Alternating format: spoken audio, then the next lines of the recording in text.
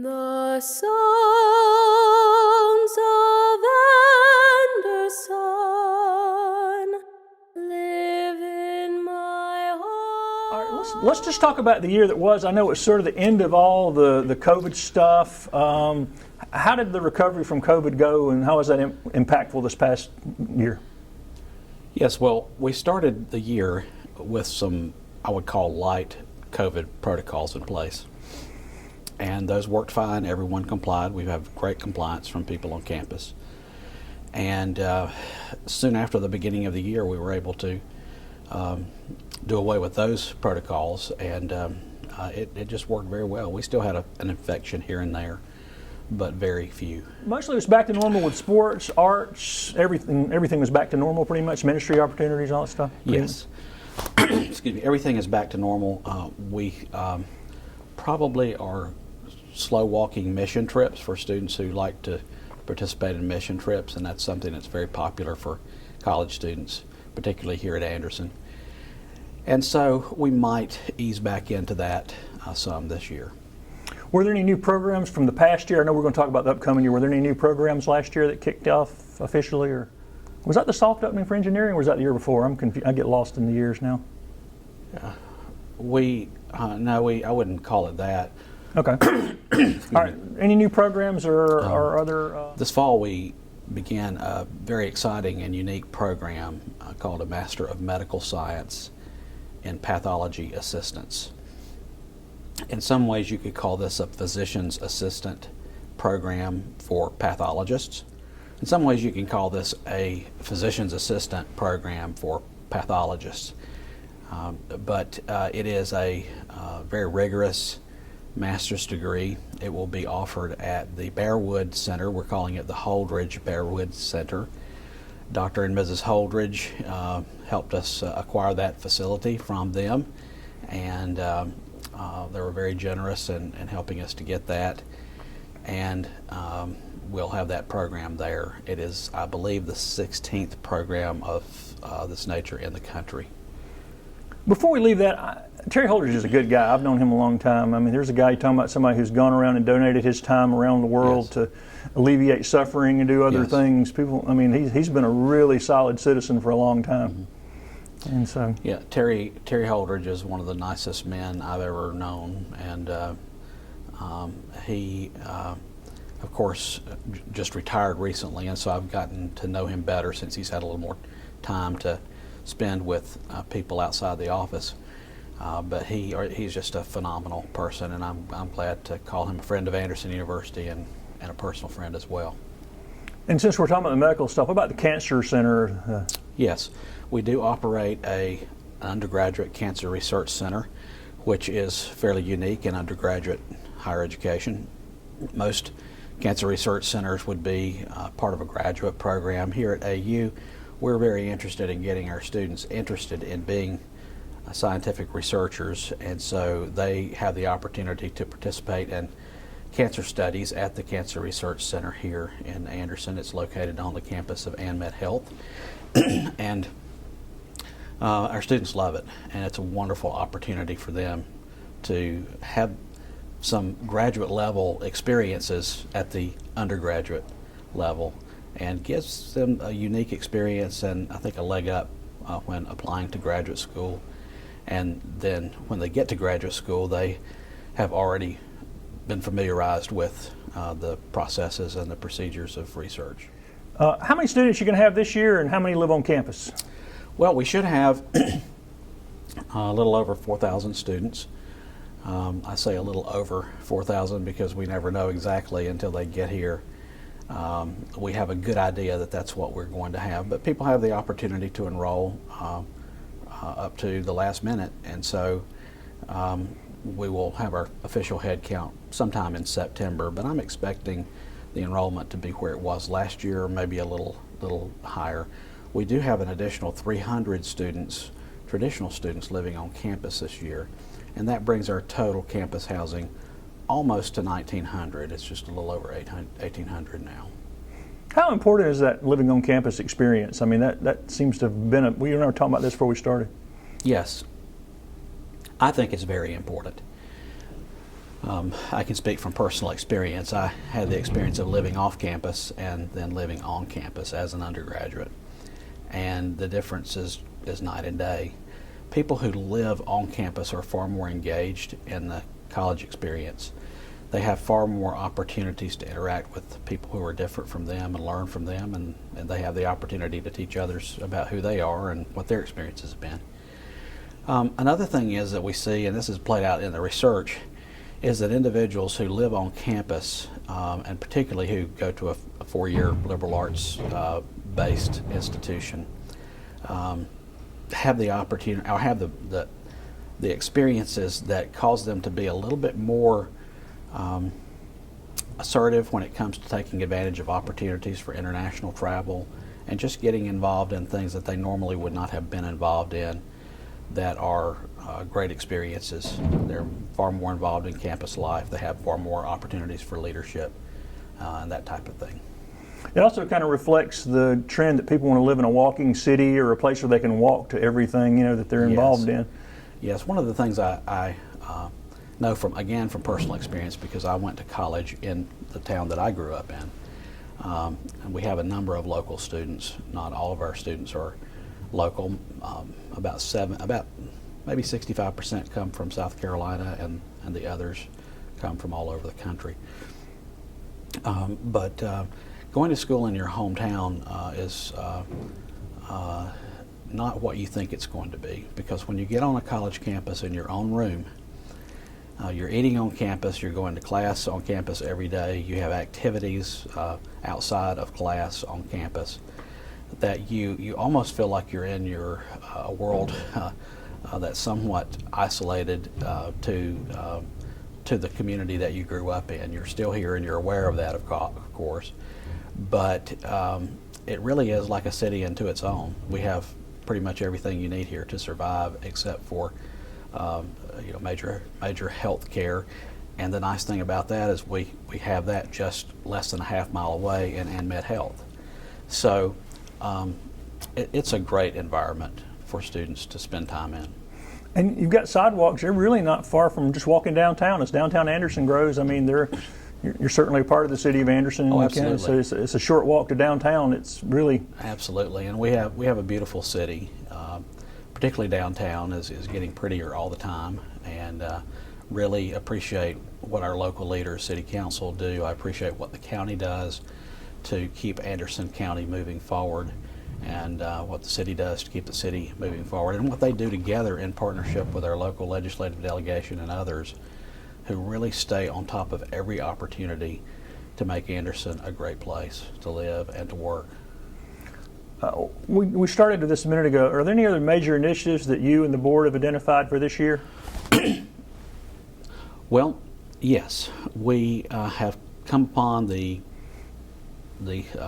end of our planning cycle for the last few years, and we've achieved that most of the goals of that planning cycle. One of the enrollment goals was to reach 4,000 students, and we have done that.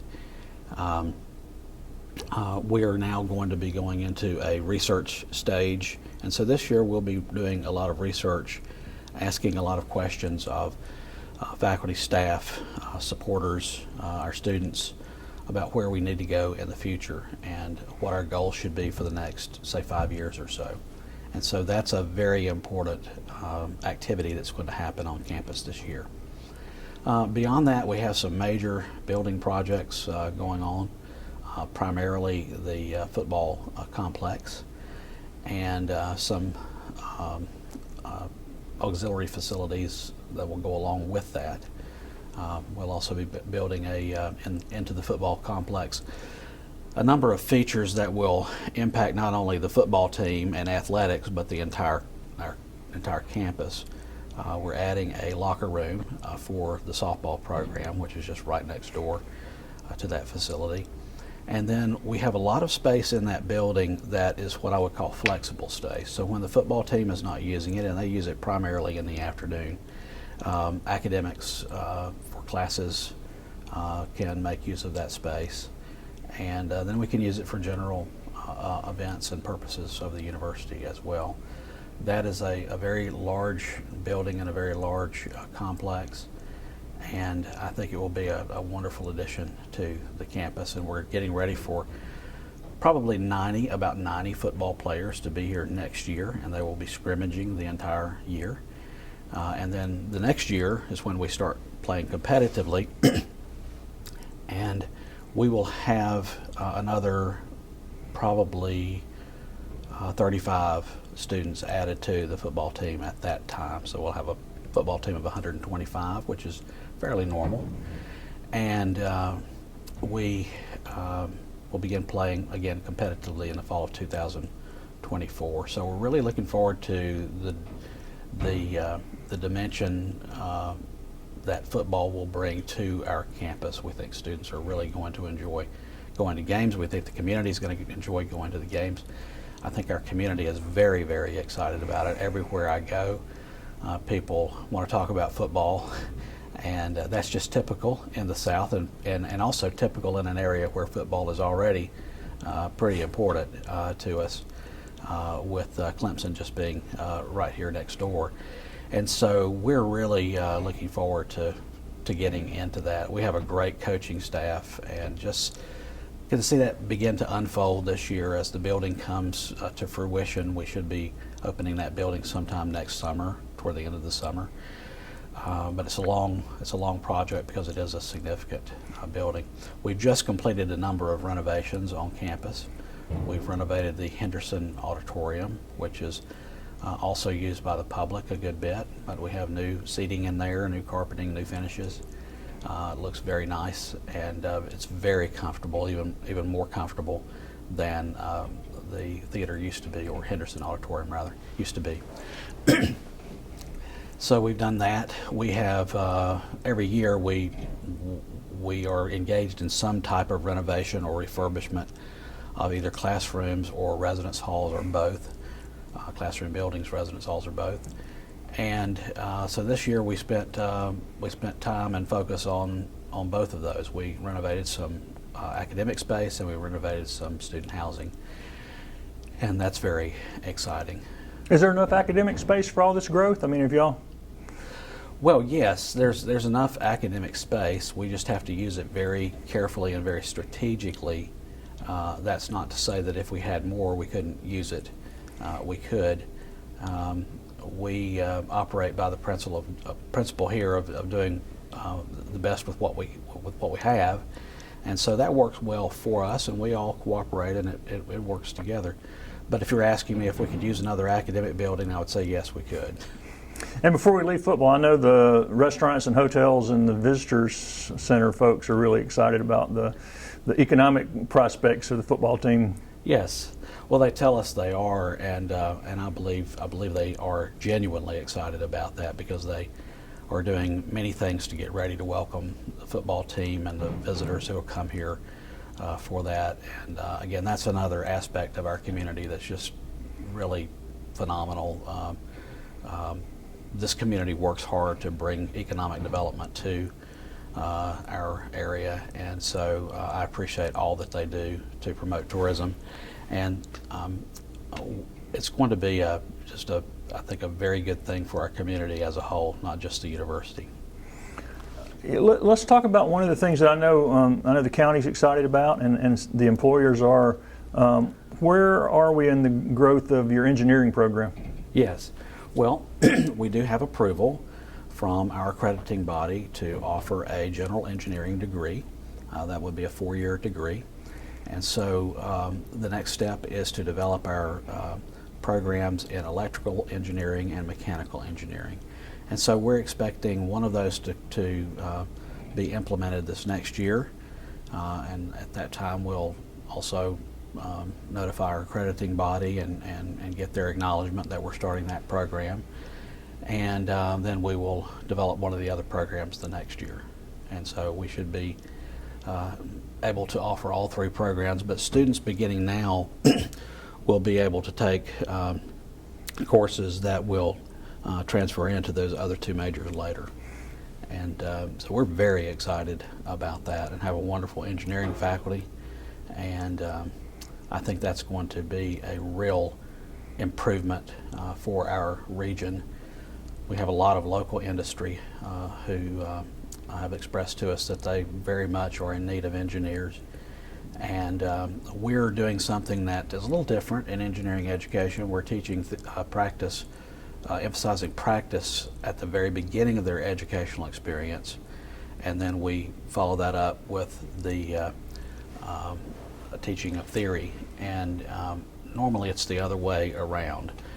But one of the things that we have learned or been educated about with respect to engineering is that engineers are individuals, we understand, who are not just good at science and math, but they're people who like to build things, design things, and fix things.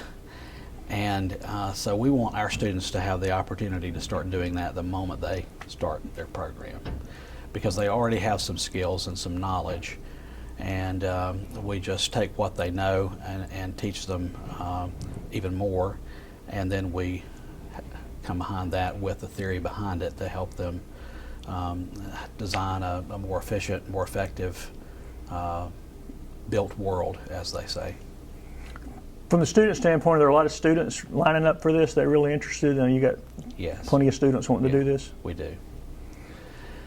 And I think generally the academic reputation of Anderson University gives people a great deal of confidence in the engineering program, that it'll be a program of very high quality. I was just kind of looking through some of your other programs. How's cybersecurity going? Is that program growing? Or? Cybersecurity is going wonderfully well. We're actually working this year on developing a master's degree in cybersecurity, and so that program in that area of study is growing pretty significantly here. What about the Center for African-American Preaching Studies? Yes. I haven't talked to you about that before. Let people know what that is. Yes. Well, Anderson has a very unique situation in our divinity school. It is not an exaggeration to say that we might be the most ethnically or racially diverse divinity school in America. We don't know that for certain, but we know it has to be close to the top. And this happened naturally here at AU because our faculty members were so interested in having diverse students in the divinity school.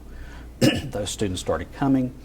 They had a wonderful experience, and they just kept coming and telling more people in their church communities about AU. And so we were very blessed to be able to establish a very tight relationship with the Baptist Educational and Mission. Sorry, let me go back. We were very blessed to have established a very tight relationship with the Baptist Educational and Missionary Association of South Carolina, which is an African-American Baptist convention, so to speak.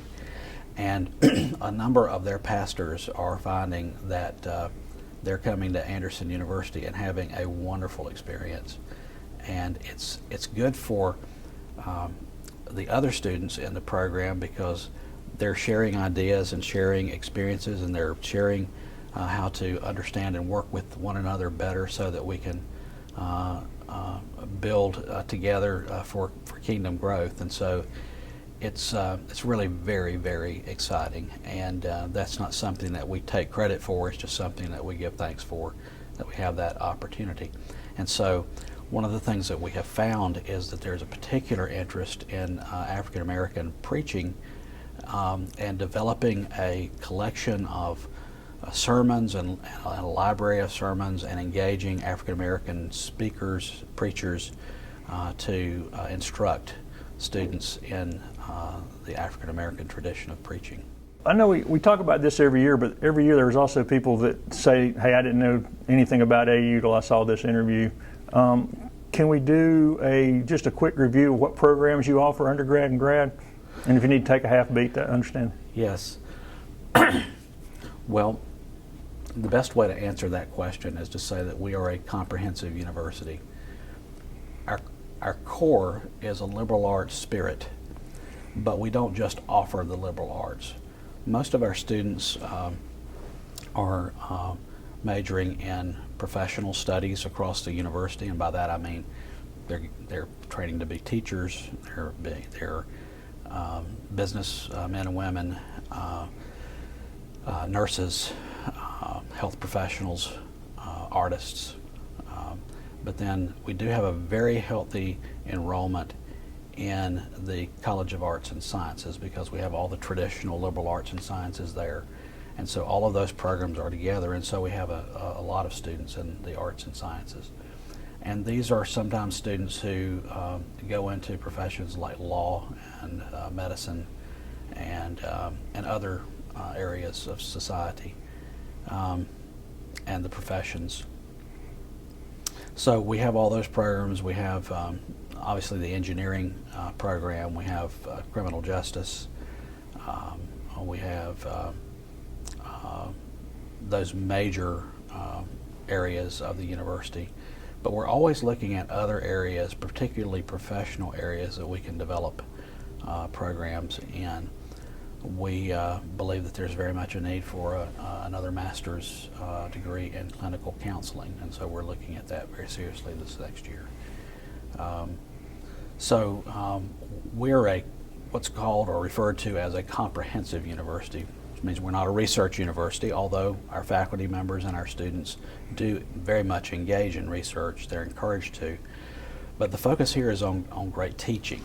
And so we're not a research university. We're not a pure liberal arts college, meaning that we offer more than majors in the liberal arts. We offer professional studies.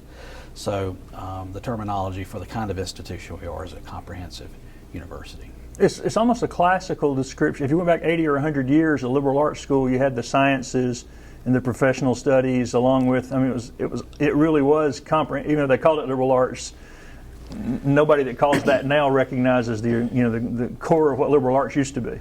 Yes, and I think what makes a modern university truly a liberal arts university, even though we call ourselves comprehensive, is more of the spirit of the liberal arts, understanding that the liberal arts are essential to our understanding of human knowledge and human development and human history. It's essential to the role that religion and faith has played in that. It is also the kind of collection of disciplines that, when we're educated in them, helps us to be well-rounded citizens. People who are individuals who are going to contribute to society, be people who are responsible individuals who are good stewards of the physical world that we have, and are people generally of very good character, very high standards. And so I think at one time I was doing some reading that and looking at the word civility, which is very central to the liberal arts. We seem to have lost a little bit of that in our society in the last few years. But that's another interview for another time. But civility is actually that which is characteristic of a citizen. And so we think that the liberal arts experience that all of our students have, because they have to take the general education course, which is very exciting here at AU, helps them to become great citizens and great, well-rounded, well-educated individuals. I would say a word about our core curriculum, and that is we call it the AU Gold curriculum, because AU not only stands for Anderson University, but it also is the symbol for gold, the element gold, and we make that connection. So we call it the Gold curriculum. And this curriculum is not just a set of courses that when you get them it adds up to 120 or 130 hours so that you can say you have a college degree. These are courses that are designed to build upon one another, so they're sequential, and one level of knowledge leads to the development of another level of knowledge. And so along with that we have a co-curricular program in professional development. We want all of our students, no matter what their major, to be able to graduate from Anderson University and be able to step into the professional world already knowing a lot about what it means to be a professional. And over the last decade or so, the graduate programs have grown exponentially too, right? I mean, the graduate program. Oh yes, we have hundreds of students in graduate programs. One of the more recent programs is the PhD program in leadership, and this is a bona fide research degree, but it also includes a lot of practical information that helps leaders of today be better leaders. And so we have a number of students. That's become a very popular program. You mentioned football. What about the growth of other athletic programs? Yes. How's athletics grown here? Well, we have added men's lacrosse in the last 2 years. This fall, we are fielding a women's lacrosse team for the very first time, and very, very excited about that. We have a phenomenal coach and assistant coach, and they have attracted some excellent student athletes for that program. And I just want to make sure we mention it. I know it's been a traditional thing here, but I still see a lot about the lifelong learning program for people who are just in the community that want to continue Yes. just learning. Tell people what that is, and they forgot. I Yes, guess it's called something different now, isn't it? That's, yes, it is the Lifelong Learning Institute, and the target market for that program is individuals who are retired individuals, whether they're retired early or whether they're been retired for a number of years. But that program offers non-credit courses for students, for adult students, retired students typically, that may be on a special topic of interest. And so the topics of interest are very broad, and they have an opportunity to learn about something they are interested in, that they care about, but they also have the opportunity just to spend time and have community and fellowship with one another, and I think that they enjoy that very much too. So it's a great outreach of our university to the people in our society who have earned their retirement and earned the privilege of not having to work for college credit anymore, but still like to learn and like to be expanding their horizons. Yeah, it's good to see people who still have that curiosity. The spiritual element has always been a priority in terms of the worldview and all. This next question is kind of dense, but how is AU addressing the challenges on that issue given the struggle of denominations, the religious political climate, the multitude of studies which indicate that church attendance is at an all-time low? Are your religious academic programs still growing? How does the university meet those kind of challenges? Yes, we do have a very strong enrollment in what we call here on campus Christian studies and then in philosophy as well. I'm encouraged by the kind of students that I see coming through our programs. They're passionate, they're excited, they're animated about the opportunity to serve God and humanity through ministry and missions. We're seeing a lot of people these days who are not just interested in being pastors, but actually interested in training themselves, getting educated to be associate pastors, to be business administrators in larger churches, to be worship leaders, and missionaries and youth ministers. And so when it comes to ministry, we cover the gamut of all of the dimensions of ministry here in our programming. And so it's very, very exciting. But to answer your question, we do see some decline in interest in religion and faith in our country. And we're not seeing that here at AU because we have such a great enrollment in that area. But that is something for us, I believe, to be concerned about, because it is so much a dimension of who we are as a country. I hope that we can regain some ground in that area in the years ahead.